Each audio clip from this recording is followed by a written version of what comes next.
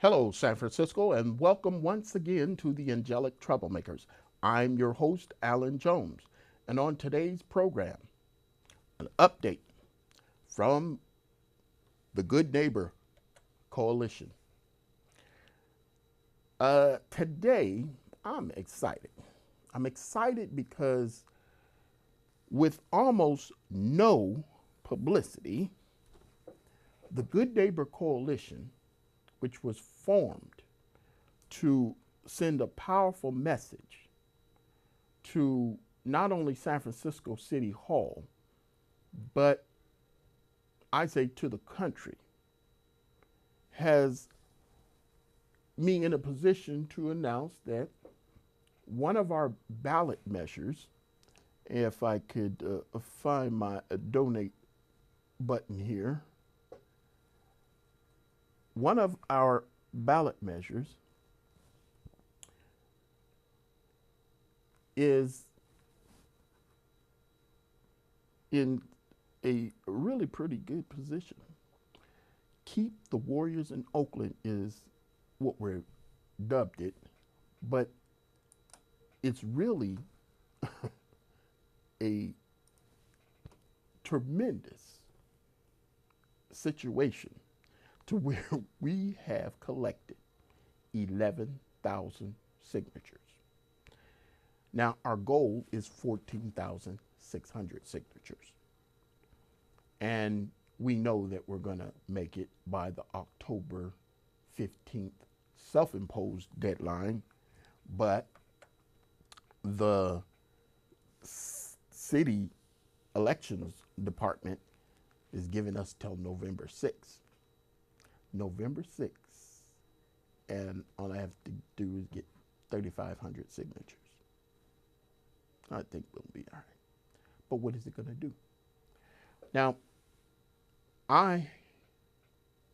call me crazy, but I believe that the Warriors will not complete their $1 billion arena in San Francisco. Does this ballot measure prevent it? No.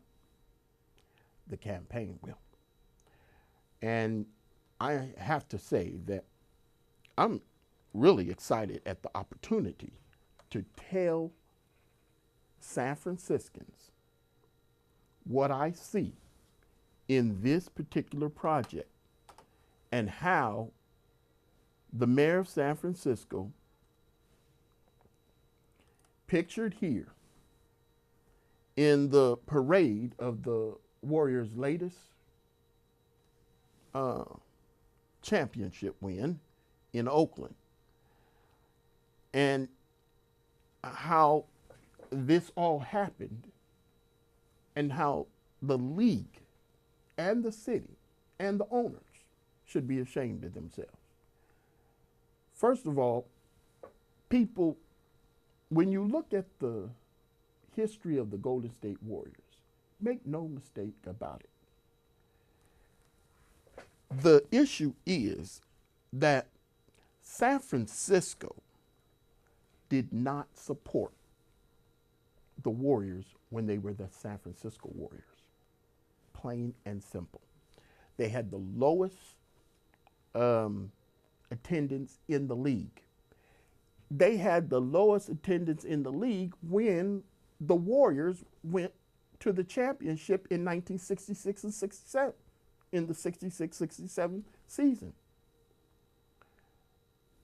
And I'm saying that if you have the lowest attendance and you're even in the finals, well, my goodness, does that not tell you something? Well, a lot of people, they don't understand one other thing.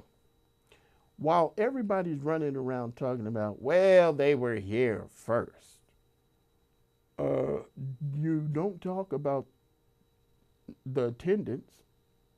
You don't talk about the fact that they were in Daly City for a time when they first came west, and the few years that they were in San Francisco, and you had couldn't even get half an arena to be filled of 7,000, meaning you only got 3,500 per game on average. But there's another thing. Why did the owner of the Golden State Warriors change the name from San Francisco to Golden State? Well, San Francisco was going to put forth a bond measure to build the Warriors an arena in San Francisco. But it was taken off, it was rescinded. They said no. Now, I don't know what the mayor at the time was thinking when he decided to do this. But San Francisco has been unkind to its black citizens for quite some time. So to have this basketball team with a growing number of black players on it, well, hey, San Francisco's never been a basketball town. And so for us to be fast forward to today and to claim, oh, well, they're coming back home, and oh my goodness, they're our team. They were here first. I'm saying you don't know what you're talking about, because the fact of the matter is you didn't want them. And the fact that you didn't want them, you can't clean them when you disrespected so many people, including my own father and the great Willie Mays. The great Willie Mays was not able to purchase a home in San Francisco when he came here in 1958. Why? Because he was black. Plain and simple. Everybody in San Francisco loves him, but because he was black, he was not allowed to purchase in, I believe it was the St. Francis Woods area, where he wanted to purchase a home. No blacks allowed. 58. Been in the Mission District? In the Mission District, my father wanted to buy his first home. He couldn't. Why couldn't he? Black skin. Same reason. In the Mission, he had to get a white lady friend of his to be on the deed, first on the deed, for him to purchase a house for his, at the time, 9 children. And I'm saying that this treatment of black people has gone on and on and on and on and on. In 1970, the population for blacks was estimated 100,000. Today, 46,000. Where'd all these people go? Don't tell me it was economics. It was lack of respect. Because economics, hey, I don't have any money, and I'm still here. But there's a lot of black people who were disrespected, who had well-paying skill levels, and they said, hey, you can only go so far in San Francisco. I want to go higher. But because I'm here in San Francisco, I can only go so high. So they bolted. Sure, there's a lot of blacks still here who are highly educated. But the point of the matter is San Francisco has historically disrespected black people. And because it has disrespected black people for so long, and then you want to reward them with an NBA franchise? Oh, no. You clean up your act first, should be the rule. And so I want to tell you that Mayor Ed Lee, who it may seem strange, but I really don't hate anyone. I don't have anything, an axe to grind against Ed Lee. However, some of the things that he has been doing makes me think he has racist tendencies. Now, I could go down a list of some of the things, but the one thing that disturbs me so much is the fact that Mayor Ed Lee, who claims to be a champion of civil rights, keep in mind, he was a civil rights lawyer and has been defending the underdog, shall we say, or for quite some time as a civil rights lawyer. Why would you choose to go into the field of civil rights practicing law? Excuse me. Well, he did that for quite some time. Well, you can't tell me that a civil rights lawyer is going to then turn into a man who says, hey, look over here. The warriors in this black community of Oakland. And now, why don't you come on over here to San Francisco and not know how disrespectful that is to the Oakland community. And I say the black Oakland community. Now, in all fairness, there are more white people in Oakland than black people. But let's face it, Oakland, California is a black town. Has been for eons, and it will be until they drop the percentage down to 5 or 6, which is what it is here in San Francisco. But for Ed Lee to show so little respect for the people of Oakland, California, I think that he's telling on himself. And since he's telling on himself, I'm going to help. And if you go to my, our, because this is not just me, website, and you look at this where it says question the move,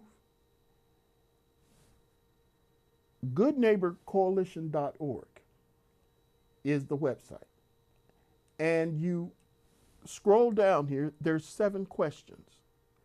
You ask yourself these 7 questions and see if you can give Ed Lee a pass on his attempt to bring the Warriors across the bay to San Francisco.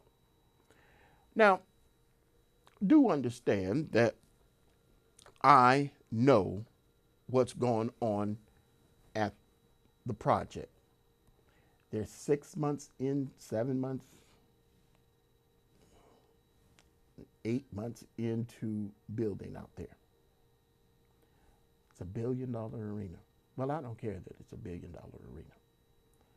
My ballot measure, which is technically a relocation of professional sports teams is the real name, is going to bring enough attention to this subject that I'm saying, Joe Lacob, you're wasting your money, because I do not believe, and I wasn't born yesterday, that the NBA or the people of San Francisco are racist.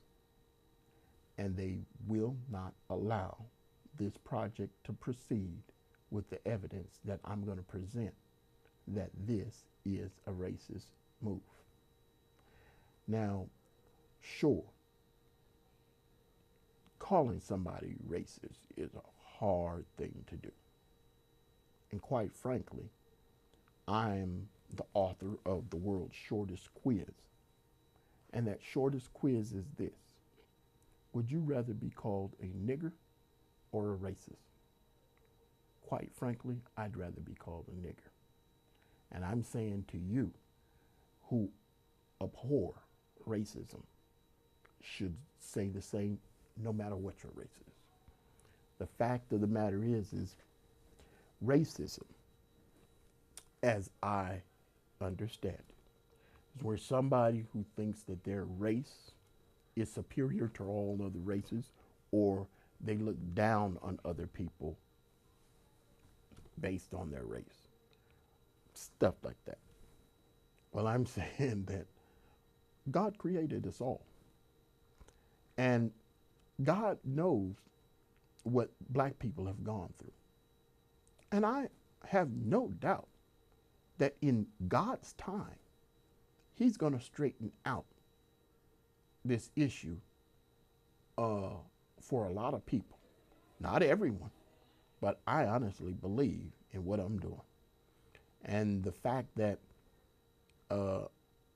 I have claimed to my main person at my right side in this, if God isn't in it, I don't want it to succeed.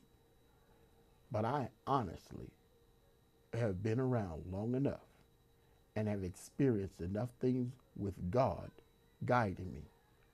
I say this is God.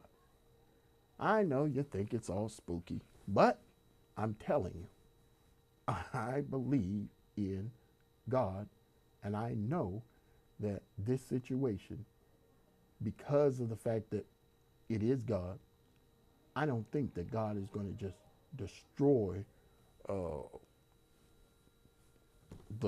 have an earthquake happen and the arena is not going to be built. I think that He's going to work on the logic, the belief that people are not just racist here. And those people are going to rise up and they're going to vote in a way that is going to support my measure. And it's going to really make it difficult for the warriors to continue the project. I would hope that when next month comes around, maybe October 15th,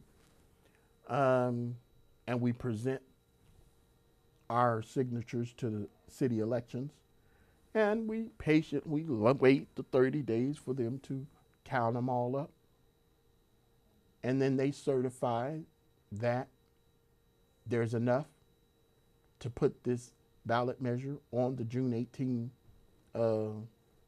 ballot.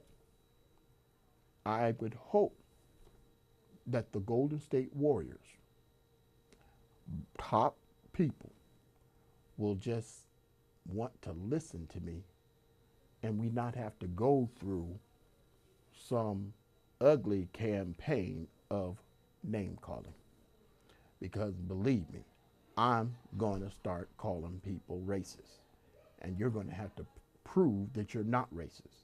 And I'm saying that I have no fear in playing the race card. You've heard me here on this program say before, I didn't shuffle the cards, I didn't cut the cards, and I certainly was not allowed to deal the cards. I'm merely playing the hand that was dealt. And quite frankly, it's a racist hand. There's a lot of issues in there, but I like the hand. And I like the hand because I've learned how to play the game. And I'm saying that it is tough. And I don't want to just be running around to where people are going to misunderstand my message and say that I think that all of San Francisco is racist. No, the exact opposite. I'm saying that based on how I personally was treated in San Francisco, and I've been here since 1960, I do not believe San Francisco is racist. However, there's a whole bunch of racism that is here, and I've seen it, and how people have treated others. Why have they not treated me in the way that I see them treating others? Well, that's a complicated question to answer. on this program. But I'm saying that for the people who I know have displayed an incredible amount of racism, most of them, City Hall. If it's not the mayor's office, it's the Board of Supervisors. I'm not saying everybody who walks through the hall employed at City Hall is racist. No. I'm saying that the politics of San Francisco are racist. And the politics of San Francisco being racist, I'm not trying to just get blacks up off the ground to where somebody else is on the ground. I'm saying that there are some big-headed, bigger heads than mine, who are running the city, and they're running it in a way that is not helping the black man advance.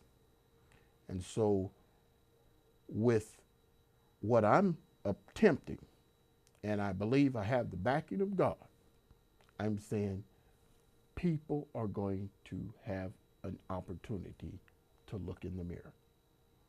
And when they look in the mirror, what they're going to see is San Francisco.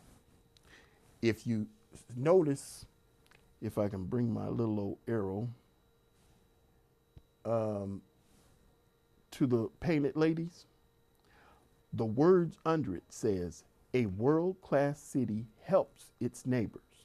It does not help itself to its neighbors' jewels. That is the message. I do not believe that San Franciscans, once presented the facts, are going to want to be known as racist or thieves.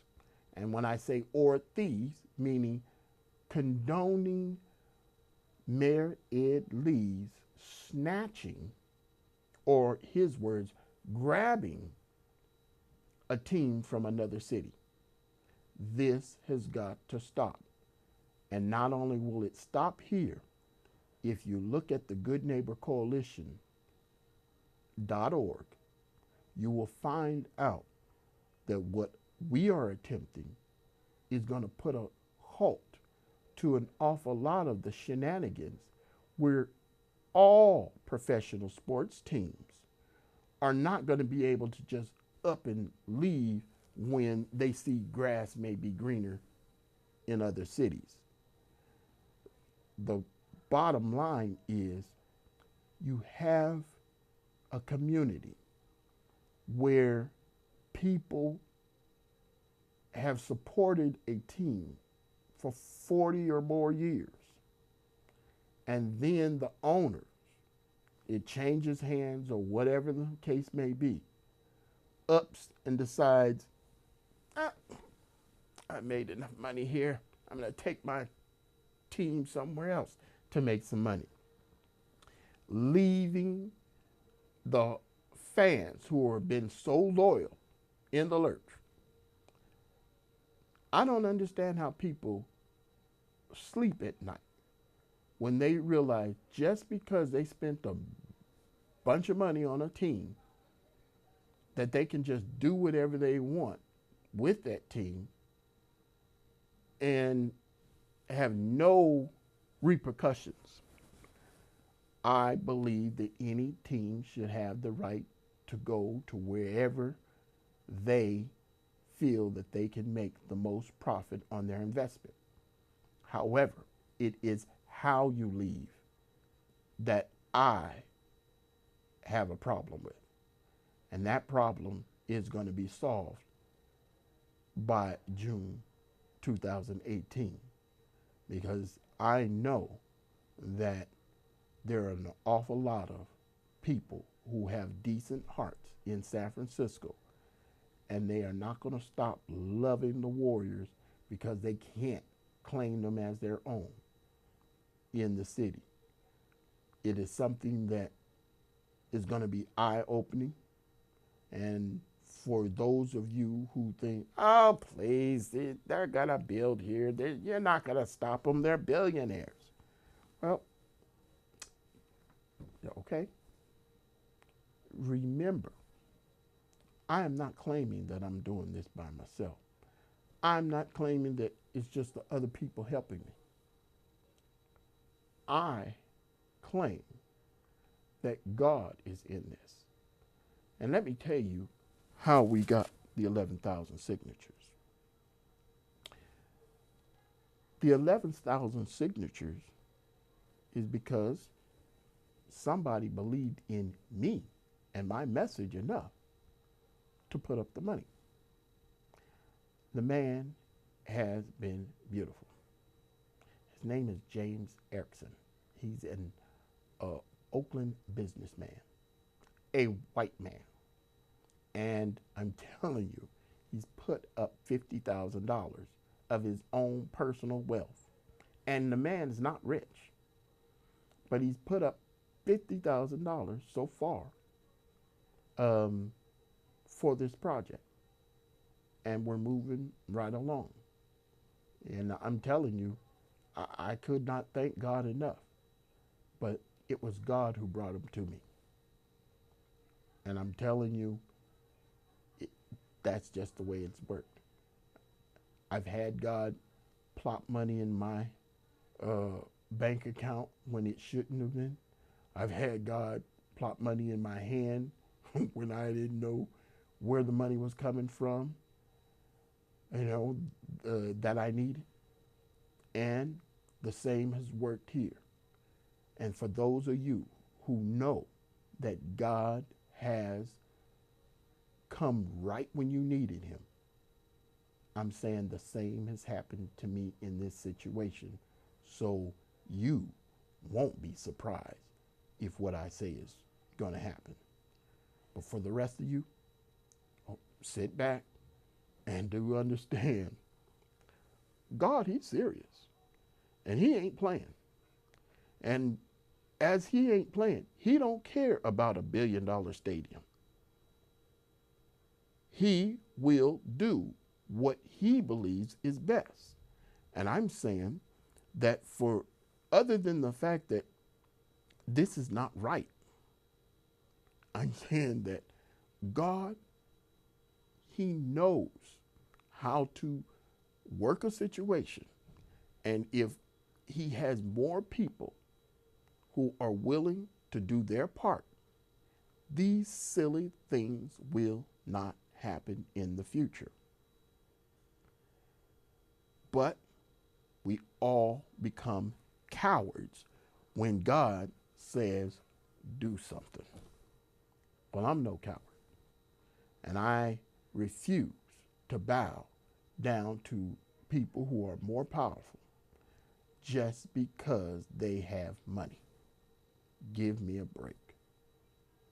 This is not right. And I am not going to allow my beautiful city of San Francisco to be known as thieves, heartless thieves, taking from our neighbor. You wouldn't take the paper off your neighbor's lawn. That's just not your style. So why would we take one of the jewels from Oakland just so we have bragging rights? I'm a Warriors fan. I can brag just as much about my Warriors with them in Oakland than them here in San Francisco. And quite frankly, there's no way in the world I'll be able to watch them if they were over here. Why? Because I'm no hypocrite. I didn't like it when the 49ers left for Santa Clara in the way they did, so I'm not going to try and do the same to Oakland. Apparently, Ed Lee don't see no problem with that. Do you know Ed Lee said that he nearly cried when the 49ers were leaving? Well, why is he going to then turn around and do the same to Oakland? It don't work that way. Until next time, I'll say good neighbor coalition. Check it out. God bless.